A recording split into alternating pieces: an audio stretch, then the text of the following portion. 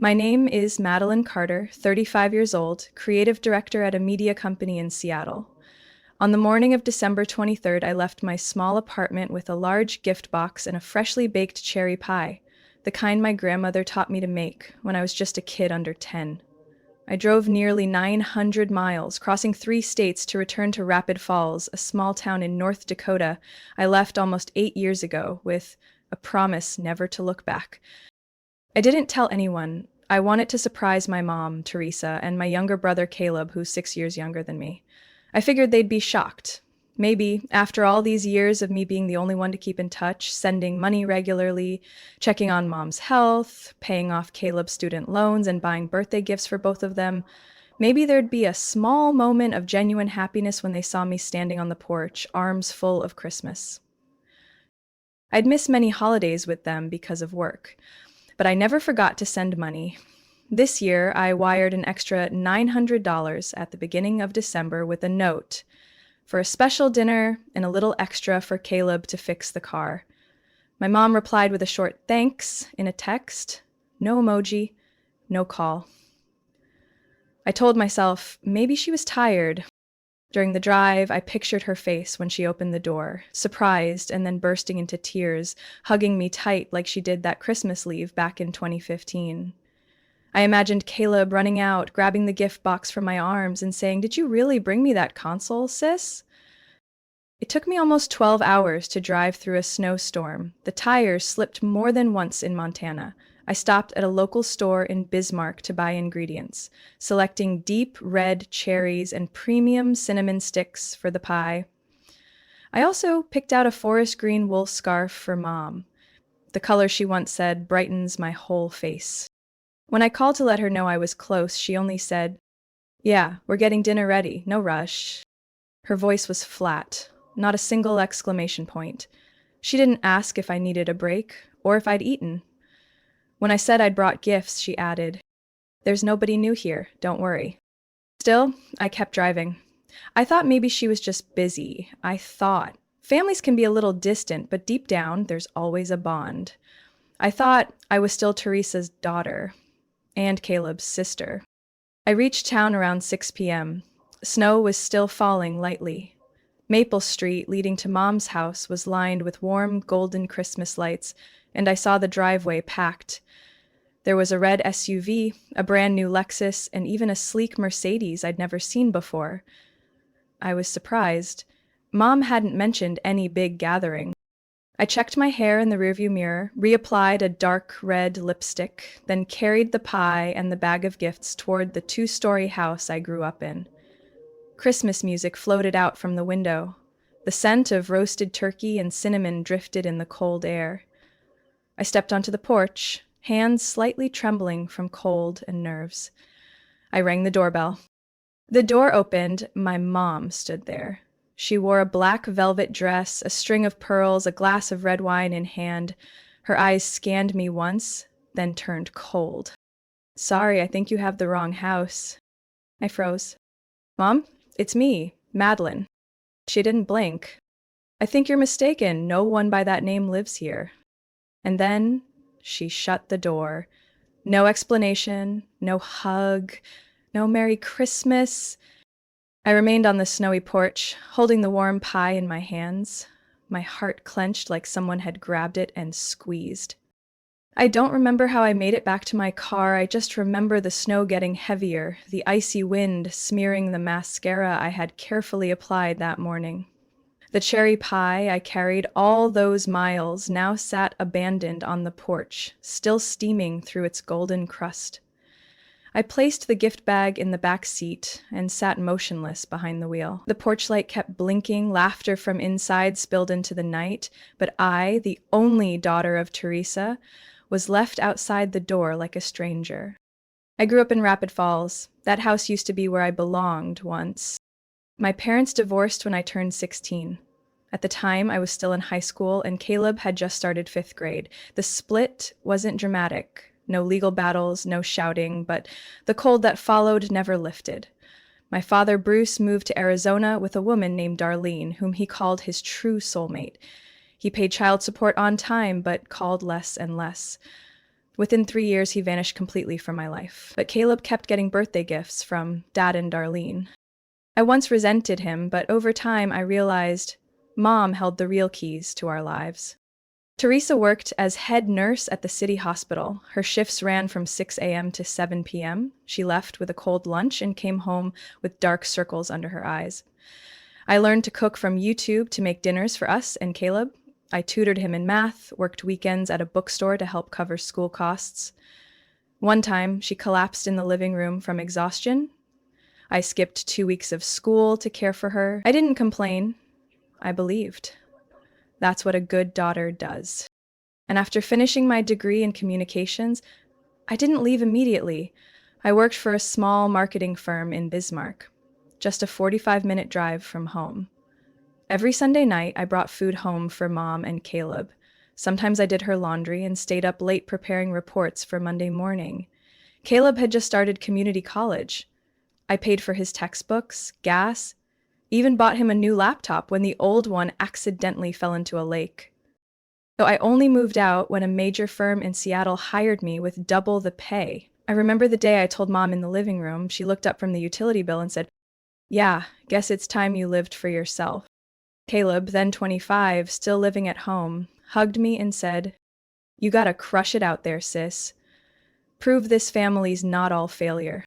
I thought he meant it. 3 months later, Mom called at midnight. "The heater's broken. They quoted $3,500. I don't have it." I wired the money first thing in the morning. 2 months after that, Caleb called. "Hey, I landed an interview at the shop, but my car's dying. I can't even get there unless it's fixed." I sent $4,200 for the transmission and new tires. After that, I set up regular transfers. $850 monthly to Mom, $500 to Caleb. Sometimes I wondered, they're working. Why can't they manage? But then I felt guilty. I was earning good money. They were my family. Helping was the right thing to do.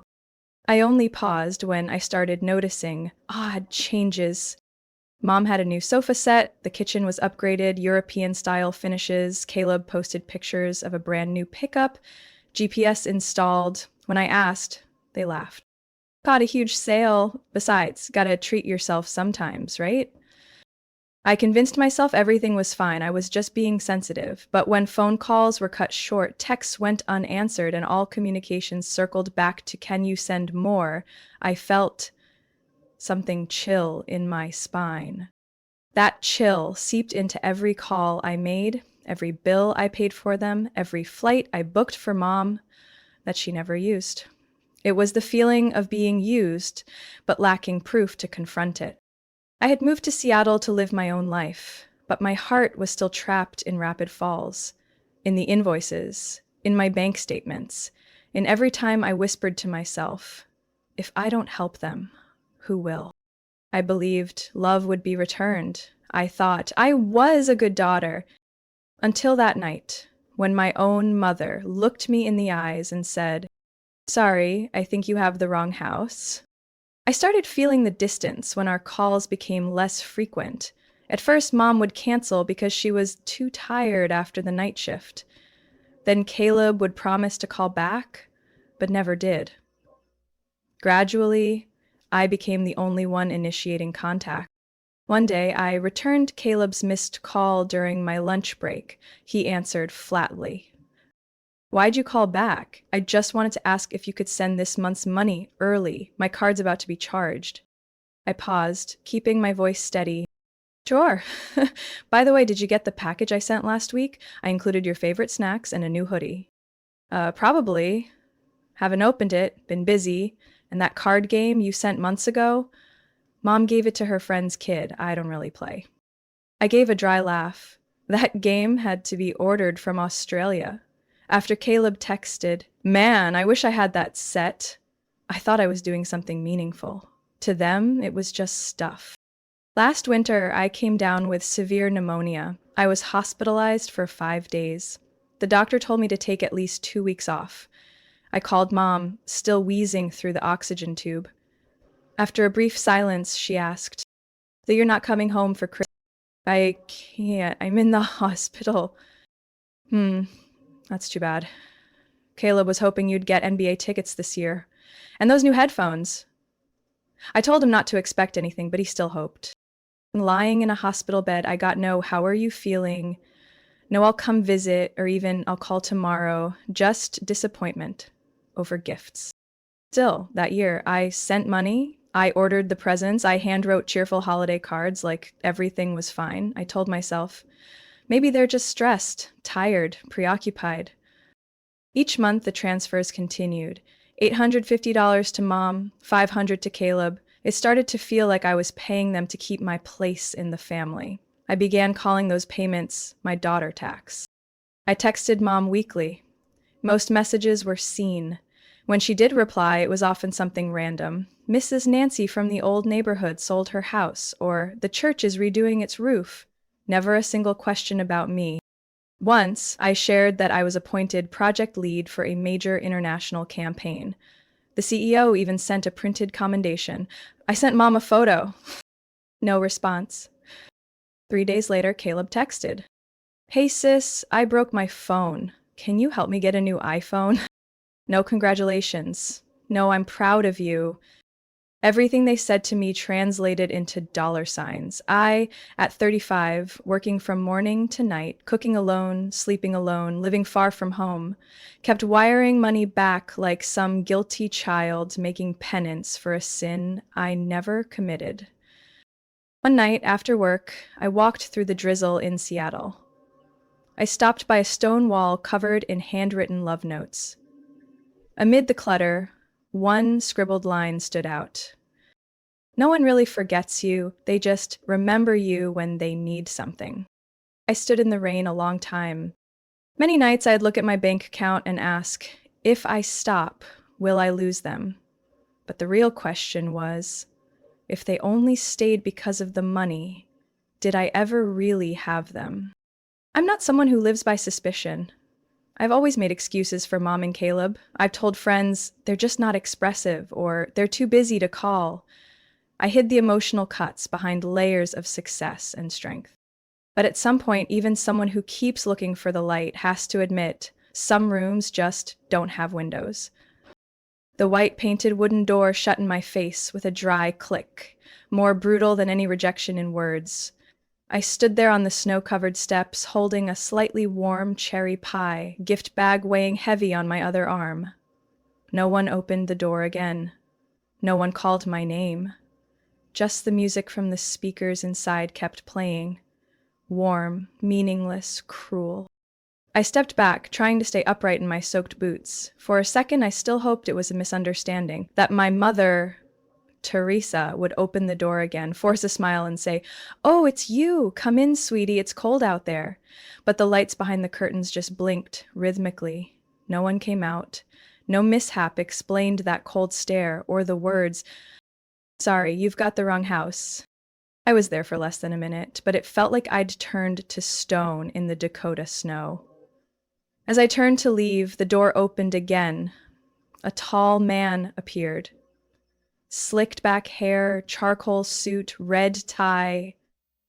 For a second, I didn't recognize him. Caleb. He looked at me, and in a flash, his eyes widened in surprise, but it quickly shifted into something I couldn't name. Shame? Fear? Or just that awkward look you give an outdated item you didn't expect to see again? "Mom, who is that?" Caleb asked, voice slightly high, trying to stay composed. I spoke up. "It's me, Madeline, your sister." He looked at me, didn't move forward or step back. One hand rested lightly on the door frame, an invisible barrier. "Oh, right, I thought you weren't coming." "You thought?" I steadied my voice. "You knew I was coming. I called, I texted, I sent gifts. You asked for more money 3 weeks ago, Caleb." He glanced behind him, where golden lights flickered in the living room. Then back at me, voice lowering. "Not now, we've got guests. Mom's a little on edge, you know how it is. Don't make a scene, it's Christmas." "I'm making a scene?"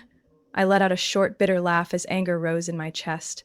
"I drove over 500 miles through a snowstorm, brought pie and gifts for you and Mom, and I'm the one causing trouble?" Caleb looked around, clearly worried someone might overhear. Fine. We'll talk later. Just go. Mom doesn't want to see you right now. That was the moment I let go. The cherry pie dropped into the snow, splitting in half. The last bit of warmth from its crust steamed briefly, then vanished into the freezing air. I let the gift bag fall beside it.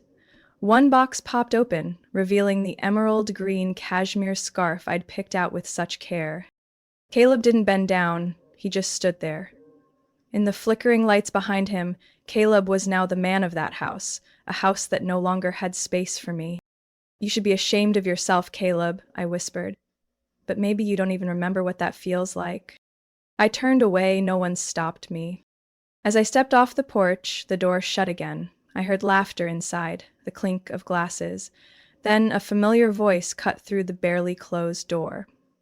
Thought it was someone else. Just stood out there, like some uninvited stray. My mother.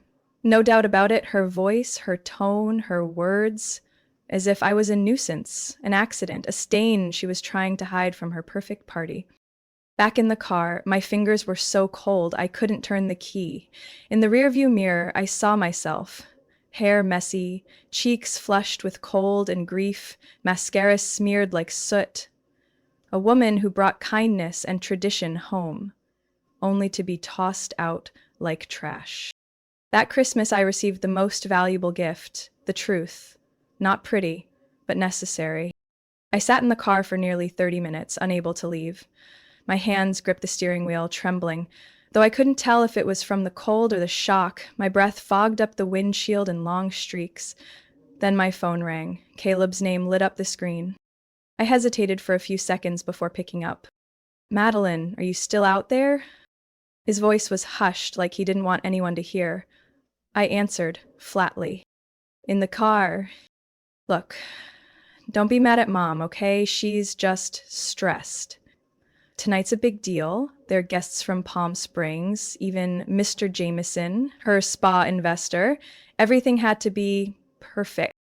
I said nothing. I didn't think you were actually coming. Mom said you canceled, so we figured, if I'd known, I would've what? Let me in so I didn't stand outside like a beggar? Silence. No excuses. No real apology, just a repeated line. Let's meet tomorrow. For coffee. We'll talk properly. I didn't bother answering. Just as I was about to hang up, he added, Send me your hotel address. I'll pick you up. Then the call ended. Or so I thought. I set the phone down on the passenger seat, leaned back, and tried to steady my breath. But not even 2 minutes later, from the still-lit phone, I heard voices. Clear and unmistakable. She really thinks we're meeting for coffee tomorrow? Caleb's voice. So, are you going? That was my mother, Teresa, her voice sharp, tired, annoyed. Of course not. Why would I? So she can beg for more money? I told her to wait. Coffee's cold and she can find her own ride. Laughter followed. I grabbed the phone, stared at the screen. The call was still connected. Caleb hadn't hung up. She still thinks she's part of this family, my mother scoffed. That girl's lived alone too long, made up her own story. Sends money, gifts like it matters. We just accept it to be polite. Well, saves us the trouble, Caleb snorted. If she stops sending it, even better. I couldn't catch every word after that. Glasses clinking, music swelling, someone talking about the new spa in Boulder Creek, and how sharp Caleb looked tonight. I sat frozen. Each word they said sliced into me. All those years I'd sent money for Mom's house repairs. Turns out it funded her luxury spa. All the car payments I made for Caleb so he could look fancy for his friends. Every call, every message, every thoughtful gift, now labeled a burden. My hand shook as I scrolled back to the call. Still active. I let it run. Not because I wanted to hear more, but because I needed to record it. Some part of me still couldn't believe this was real.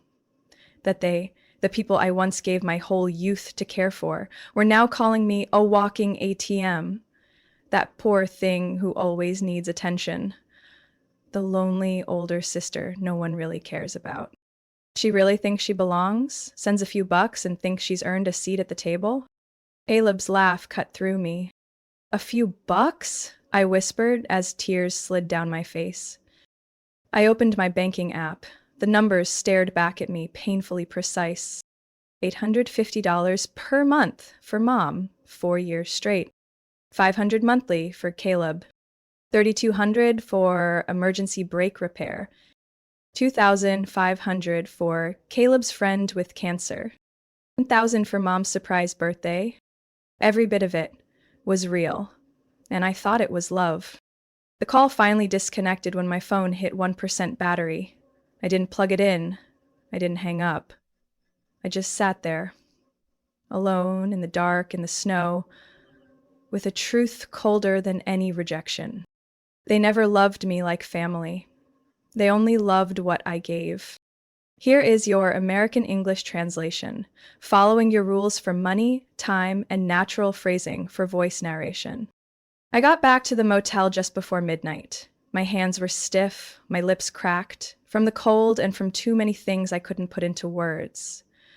The third-floor room smelled like old heater coils mixed with bleach, but to me in that moment, it felt like a tiny fortress. The only place no one could knock on the door and say, "You're not welcome here." I dropped my bag, pulled out my laptop, and powered it on. My hands were still shaking, but this time it wasn't from the weather. It was something sharper. Not pain, clarity. I opened my bank account. The familiar interface showed hundreds of transactions, each month like clockwork. I started taking screenshots, every line, every entry, each labeled Mom, Caleb, house bills, emergency, hospital, birthday, all documented, nothing skipped. It took over an hour to gather what I needed. Then I opened the credit card app. Dozens of purchases under authorized user Teresa Carter. One was nearly $4,700 for spa equipment. Note: non-refundable steam therapy unit. I froze every card, no warning. The one Mom was using for medications, permanently canceled. The one Caleb had access to since last year, gone from the system. My move to the recurring transfers tab. $850 a month to Mom, $500 a month to Caleb. I hit cancel on each, confirmed again. With every click, I felt a chain fall off my neck. Then I opened a new email to Teresa Carter at Carmel, Cares. Subject: termination of financial support, effective immediately. I typed every word calmly. No insults, no drama, just facts. Direct, final. I have terminated all financial support in any form. All secondary credit cards have been locked. Monthly transfers have been canceled. The total I've contributed over the past 4 years is $76,540, not including gifts, supplies, or medical/home renovation costs. All records have been archived for legal purposes if necessary. Please do not contact me for financial assistance again. Madeline Carter. I read it 3 times. No typos, no extra emotion, no questions left. I hit send. 5 minutes later, the phone lit up. Text from Caleb. "What the hell are you doing? I can't pump gas. Card declined." Text from Mom. Madeline. "Oops, Madeline, call me now." A minute later, "I'm in the middle of hosting. Are you trying to humiliate me?" Another text from Caleb. No punctuation, no break. "Are you crazy? Who do you think you are, cutting everything off like that? Rent's due, do you even care?" I silenced the phone, turned it face down, and stared out the window. Outside, snow was falling, quietly, layer by layer, covering rooftops, streets, and the broken bond I had just buried. An hour later, I checked my phone. Nearly 30 missed calls. Texts longer than a bank statement. An email from Mom at 2:12 a.m.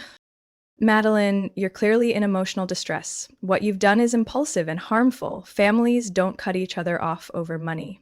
If you don't restore the accounts within 48 hours, I'll be seeking legal counsel." A second email from Caleb. "Cutting financial support right before Christmas is financial abuse. You won't get away with this. I'm speaking to Mom's attorney." I just laughed. They didn't ask why. They didn't ask if I was okay. They didn't even realize that the things they said that night, the ones they thought I didn't hear, exposed everything about what family really meant in that house. The next morning, I drove away from Rapid Falls. No goodbyes. On the dashboard, I played an old playlist, one that used to welcome me home. The first track, Coming Home. But this time I knew I had no home to return to.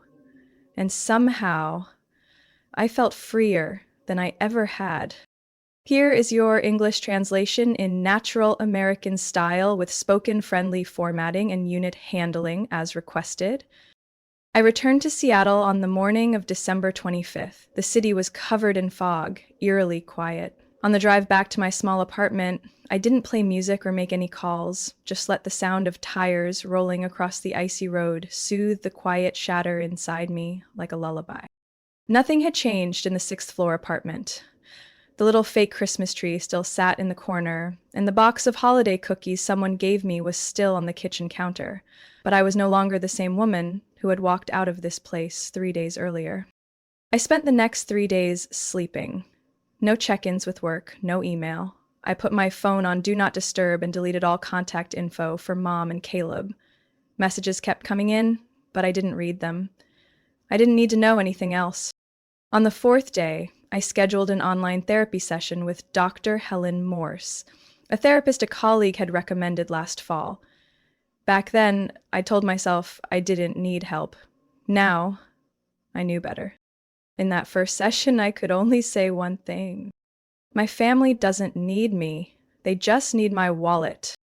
Dr. Morse nodded gently. She didn't interrupt, didn't try to fix me. She listened like I was an unfinished piece of music, not a problem to be solved. By the third session, the full picture became clear. I'd been trapped in a system of financial abuse disguised as duty. Caleb and my mom manipulated me with guilt, strategic silence, and unspoken expectations, turning me into an unconditional income source. Dr. Morse said something that left me speechless the rest of the session. Numbers don't lie, Madeline, but it's your emotions that have been exploited the most. It wasn't heartbreak. It was awakening. Weeks later, I started going out on weekends, walking around Capitol Hill, browsing used bookstores and cafes with scratched wooden chairs and walls full of scribbled notes from strangers. I learned to sit alone without feeling lonely. I learned to cook dinner just for myself and not feel guilty for not sharing with someone. One Saturday afternoon, while taking down recycling, I met June Mathers, my downstairs neighbor. Nearly 70, warm brown skin, gray hair in a neat bun, always carrying a yarn basket. "You're the girl who leaves the building at 6:45 every morning, right?" she asked, squinting through her glasses. I laughed, surprised she'd noticed. "Exactly 6:45, unless it's pouring," I said. We started talking. June lived alone since her husband passed 5 years ago. Her kids lived far away. Occasional calls, but rarely visits. She didn't complain. She spoke like reading aloud an old journal entry. She taught me how to knit. I taught her how to video call her grandkids. Every Sunday, I had dinner at her place. Her stew was better than anything my mom ever cooked. We didn't need many words, just presence. She said, "Real family isn't who you share blood with. It's who never turns love into a transaction." Gradually, I opened up to others in the building, the elderly gay couple from the third floor, the biology student who always carried cat treats, the widower from 4 who gave me apples from the garden behind his truck. We called ourselves the chosen family. Work picked up too. When I returned, my boss Amanda stared at me for a moment, then said, "I don't know what you did during the holidays, but your eyes, they're different, sharper, fuller." I just smiled. A few months later, I was assigned to lead a collaborative project with a major brand. I bought a new blazer. Not to impress anyone, but to remind myself, I'm living this life for me now, not to be useful to someone else. I opened a new savings account called Freedom Fund. Each month, I deposit the exact amount I use to send to Mom and Caleb, not for spending, but for investing in the only thing that's ever truly mine, myself. On Christmas Day, a year later, I sat beside June at the little dinner we'd prepared together. No big tree, no fancy tablecloth, no one demanding anything. But I had never felt more loved without having to pay for it. One April afternoon, I was standing outside an old bookstore near Pike Place, waiting for a coffee date, when I caught a glimpse of a familiar figure through the window. Tall, thin, wearing a gray coat with frayed shoulders, he stopped at the postcard stand, holding one with a picture of the Space Needle in the snow, tilting his head to read the fine print on the back. I almost didn't recognize him, but when he turned around, my eyes met a once familiar gaze. Caleb. He looked very different from the last time I saw him on Mom's front steps. Stubbled face, heavy eye bags, messy hair that used to be perfectly trimmed. Gone was the Caleb who drove a Mercedes, dressed in designer coats, and walked out of fancy parties. When our eyes met, I saw a flicker of panic cross his face, then vanish just as quickly. Caleb walked toward me, slipping the postcard into his pocket, wearing a forced smile. Madeline, wow, you're still in Seattle? I stood upright and gave a slight nod. Still here, you? Moved back 3 months ago, working for a small logistics company. Not my dream job, but... He shrugged. It's something. I glanced down at his shoes. Worn heels, salt stains. There was no judgment in my mind, only an odd calm. I see. Hope you're doing okay. He hesitated. Do you have a few minutes? Maybe we could sit? I'd like to talk. I looked at my watch. In 10 minutes, I was meeting June at the nearby cafe. But what kept me from saying yes or no right away was Caleb's eyes. They didn't carry arrogance or avoidance anymore. There was, perhaps, a hint of regret, or at least an effort to show it. I pointed to a wooden bench on the sidewalk. Here's fine. I don't have much time. Caleb nodded. We sat down like strangers sharing a park bench. I know, you probably don't want to hear anything from me, but there are things I think I should say. I stayed silent. What happened last year, there's no excuse. I was awful, worse than you even know, and I heard the recording of that call. I know you heard everything. I know what Mom said too. I turned to look at him, calm, direct. And then you also know I didn't walk away because of one dinner. It was years and years of being used. Caleb nodded, face pale. After that, Mom's spa went under, her investor pulled out, she lost the house, I lost my car. We lived off savings until there was nothing left. That's when we finally realized what you'd really done for us. I looked out at the bustling street, heart unshaken. No, you didn't realize what I did. You just regret that it stopped. He lowered his head. Maybe, but if there's a chance, I hope I can make things right. Not for money, but because I lost the best sister I ever had. I gave a faint smile. You didn't lose me. You let go long ago. I just finally accepted it. Caleb's voice cracked. Do you ever think about forgiveness? I stood, pulling my coat on. Forgiveness isn't the same as going back. I don't hold grudges, but I hold boundaries. In family, Caleb isn't a place that uses love to lie. Real family means love and respect. We weren't that. I pulled out my wallet and placed a $10 bill gently on the bench beside him. Get yourself a warm coffee, but don't get confused. This isn't a restart. This is a proper ending. I turned and walked away, light on my feet. Behind me, Caleb didn't call out, didn't chase, only the Seattle wind brushing past my coat, carrying the scent of sea salt and new beginnings. At the cafe, June was already waiting. As I sat down, she said, "You look different, lighter." Ha! I nodded, wrapping my hands around the hot cocoa she slid toward me. Yeah, for the first time in my life, I don't feel like I owe anyone anything. Madeline's story is a reminder that sometimes the strongest thing you can do isn't to forgive, it's to let go. In a world where family ties are often used as a shield for manipulation, she had the courage to walk away from toxic bonds, set new boundaries, and find peace in a chosen family built on real respect. In real life, many are learning this hard truth. Not everyone who shares your blood deserves your love and loyalty without question. What do you think about Madeline's decision? What would you do in her place? Share your thoughts in the comments, and don't forget to subscribe for more powerful stories about family and life.